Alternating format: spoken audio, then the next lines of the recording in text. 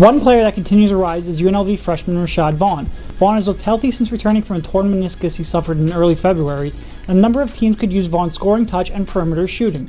One player that could be sliding a bit is Vaughn's teammate, UNLV big man Christian Wood. While the intrigue around Wood's shot blocking and perimeter game remains strong, questions about his maturity are keeping teams from fully buying in.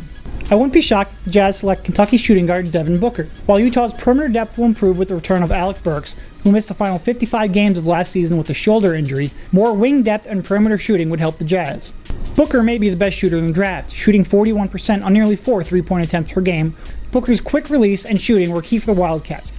The best defender in the draft might be Kentucky's Cauley-Stein, who not only has the ability to alter shots at the rim, but also the versatility and athleticism to step out on the perimeter and defend just about anybody on the court. That versatility will keep Cauley-Stein near the top of many draft boards, despite his offensive game.